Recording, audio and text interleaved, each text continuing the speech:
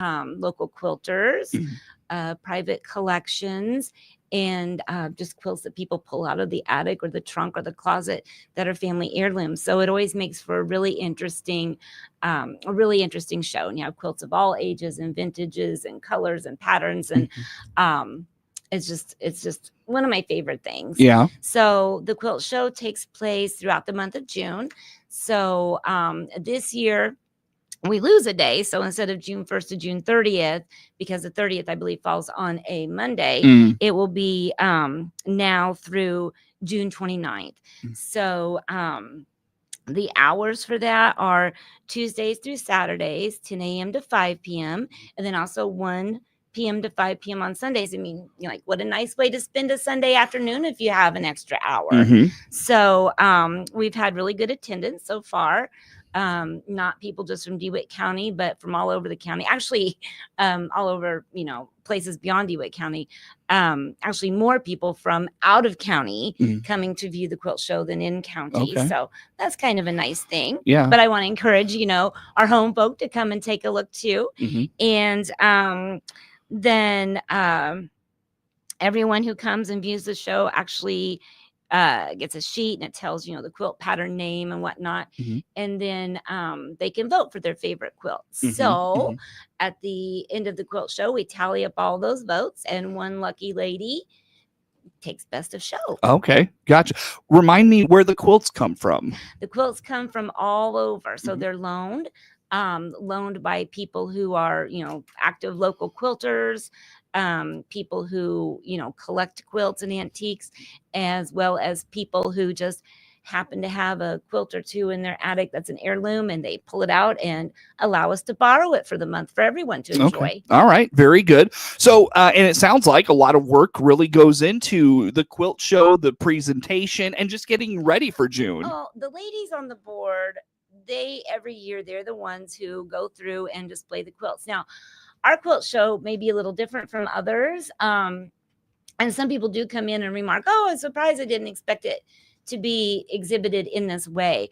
The quilts, because they are displayed throughout the house, they're on the antique beds, they're hanging off the sides of the walls, they're hanging in the library, spread across old furniture, tables, the piano.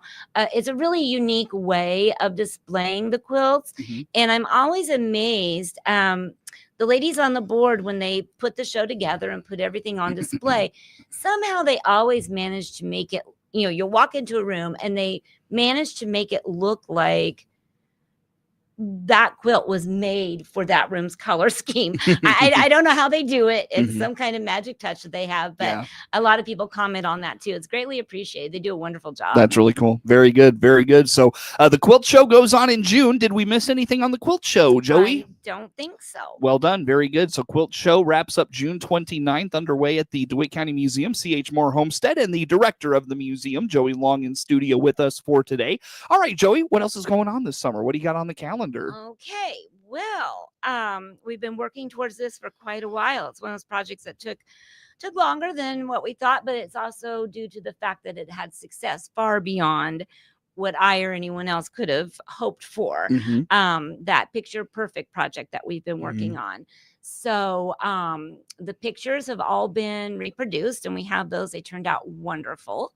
And for those who aren't familiar, the project was funded by sponsors. We took sponsorships. Each individual sponsored a picture or pictures, and the issue that we had was the museum has a wonderful collection of old photographs, Mhm. and many of them, are the only photograph of that particular place or time Mhm. that exists. Mhm. And over time they've become faded, deteriorating, whatnot.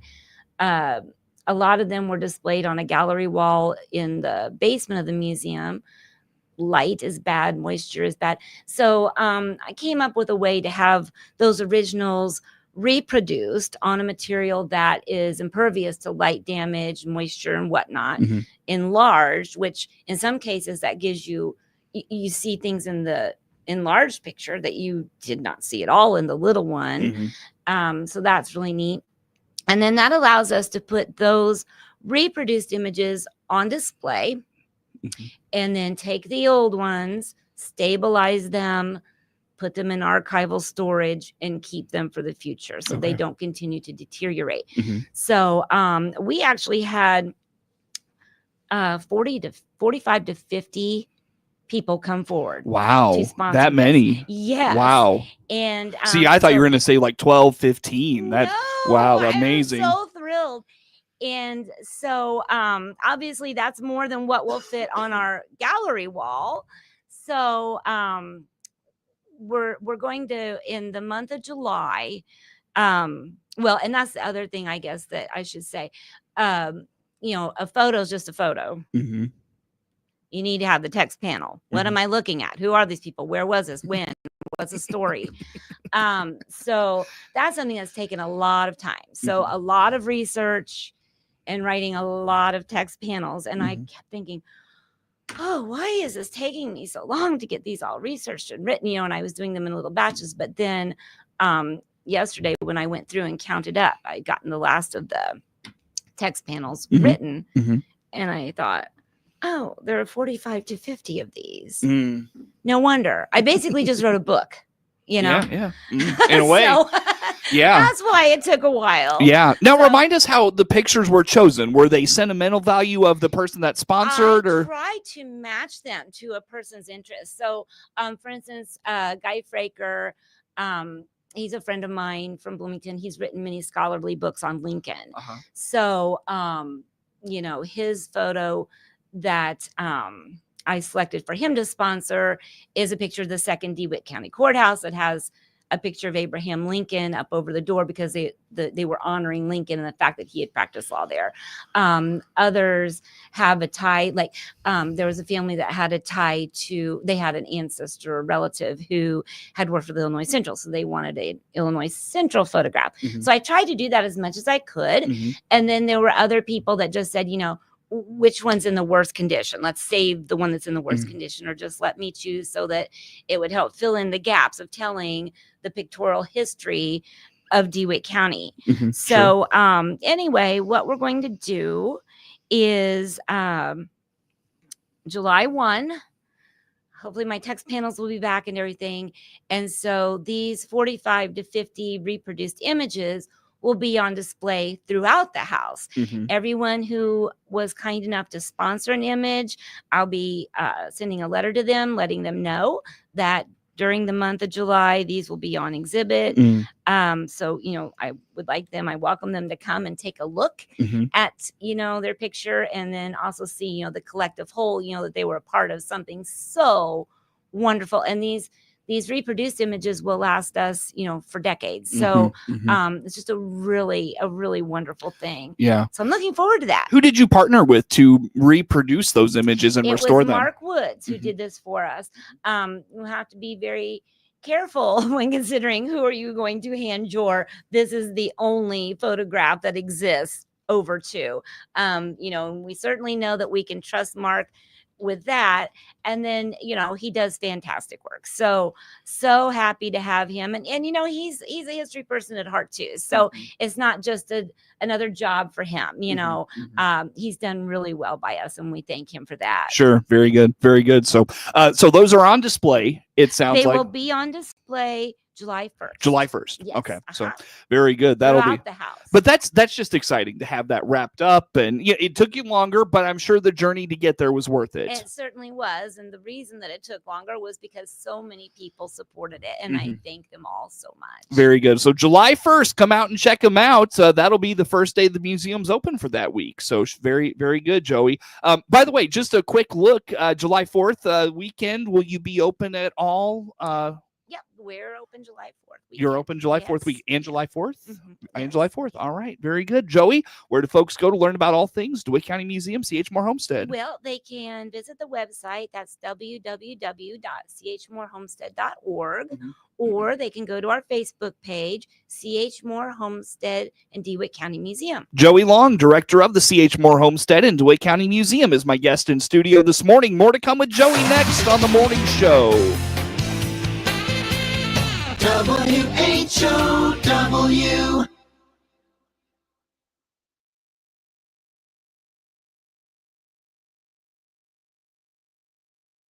Shane here from Highway 51 Exchange, just south of Clinton. Let us service your lawn and garden equipment for spring with our quick turnaround and service specials for free pickup and delivery. Click our icon on DeWittDailyNews.com for details. Longview Community Bank is now open in Clinton, investing in rural Illinois. I'm Vice President Nate Sams. Stop by for a visit or to find out how we provide real local banking. Click our banner ad at the top of the local news page on DeWittDailyNews.com. DeWittDailyNews.com is the area's leading local news source 24 hours a day, 7 days a week. Get the latest local news, obituaries, police splatter, weather forecast, and more with no paywall. Head to DeWittDailyNews.com to get the local information you need to know. Netflix buffering, YouTube spinning, devices not connecting, Zoom calls dropping. It's frustrating. Let's end your frustration by signing up for fiber internet in Clinton. Click the Connexus icon at DeWittDailyNews.com. June is Men's Health Month, a time to focus on preventive care. Regular checkups can detect issues like heart disease, cancer, and diabetes early, improving outcomes. Don't wait for symptoms. Schedule your annual wellness visit today. Early action can save your life or the life of someone you love. It only takes one appointment to start taking control of your health. This June Men's Health message brought to you by Warner Hospital and Health Services in Clinton, providing quality, compassionate care close to home. The WHOW Morning Show is now video streamed live on the WHOW WEZC DeWittDailyNews.com Facebook page and on the new WHOW TV YouTube channel. Watch morning show host Seth Lawrence interview guests live, as well as watch archived video podcasts of any interview you missed. Whether on Facebook or YouTube, we're providing two more ways that Central Illinois' local news station, WHOW, delivers compelling content for you. Your friend in Central Illinois, WHOW. Once again, good morning. Thanks for being with us. I'm your host today, Seth Lawrence. The WHOW Morning Show streams to Facebook and YouTube, brought to you by Peterson Insurance, your Pekin Insurance agent in Clinton, Joey Long, director of the DeWitt County Museum, and C.H. Moore Homestead, my guest in studio for today. All right, Joey, so as we talked in the last segment, the Picture Perfect photo restoration project will be on display starting July 1, but to make room for that, you have to end a current exhibit. Let's speak to this a little bit. That's right. So the Historic Houses of DeWitt County Museum will be closing. We need the space, and then the board has an idea for a new replacement exhibit in that area in August. So Historic Houses exhibit, again, far more support for this than I had imagined. When we created this exhibit a year or two ago, you'll remember, I reached out to the public. Do you have a photograph of an old house? Do you have a story about an old house? And oh my gosh, Seth, so many people came forward with these old photographs. Not everyone had the history of the house necessarily, but through research, I was able to, make some pretty interesting history. So, the houses are, they are or were, some are long gone, some still standing, everywhere from like Waynesville down to just over the Macon County line, Farmer City area, all the way over, Kinney and farther west. So it covered the entire county. I was really pleased about that because we are the DeWitt County Museum. And so it turned out to be a really good exhibit. And it's not what you might think. My text panels, and telling about, these different houses, it's not who is the architect, what material is it, what are the, it's not that. I mean, there might be some of that in there if it's interesting, like the Walters house, the bricks were actually, the clay was dug and the bricks made right there on site. Oh, no kidding. Wow. 60s. Yeah. Then I'll throw that in there, but it's the stories, who lived here, why was this house built, what took place here. And some people, they go down and they view the exhibit and will come back upstairs and say, well, that was quite a story about the McGill house, and they'll say, so who do you think did it? Do you think he murdered her or not? You know what I mean? Oh. So really interesting things that happen in these houses. So, And some that- good conversation. It sounds like, absolutely, yeah. but sometimes, I've had people come up and they are just absolutely shocked by by what they read about some of these houses. So yeah, some really interesting histories. My hope is one day in my spare time, if I ever have it, as my own personal project, I would like to add to that. I enjoyed the research of these houses so much, and I would like to add to what I've done already, and come out with a booklet. With the history of the different houses, with the pictures of the houses. But Sure. so that exhibit will be closing on Sunday. That's the sad news. But the good news, if anyone is interested in coming out and seeing the exhibit before it goes down, I will be at the museum today through Sunday afternoon. So if you're wanting to come by and take a look at that exhibit, I'll be there. And so, if someone would want to have a little more detail, obviously I can't write the entire story about the house, on a text panel, or, just wants to, talk about it or whatever, you're welcome to come by and take a tour, and I'll be there, and I can give a little additional information if wanted. Yeah. So that goes down on Sunday. But now remind me, when did you start that? When did it go live? How about some of those things? I believe that was, let's see, this is 2025. I believe it went up when we opened in 2023. I thought so. Yeah. Okay. Yeah. So it's been out there for a while. And the plan was 1 year, but it was so well received, I thought, well, we'll leave it. One thing that I, questioned myself when I came up with the concept was, we have so many visitors that are from out of the county. Would they be interested in historic houses of DeWitt County? Well, that was silly. They're there to tour a historic house that's in DeWitt County. So that has not, that's not been a problem. People are very interested. And Larry tells me the same, the people from out of county, come up and comment on how much they enjoyed that exhibit. Cool. And, so it doesn't have, the fact that it's just DeWitt County. It Cool. does not stop them from enjoying it. Now, are there multiple pictures of houses and multiple stories? Yeah, pictures of each house, at least one picture of each house. And then each house is set up as a little vignette. So they're also, this was part of the fun of setting up the exhibit too. So there are also props and artifacts and things that would relate to that house, either the time period or something that was found in that house, different things like that. And then, the text panels telling the story of the house.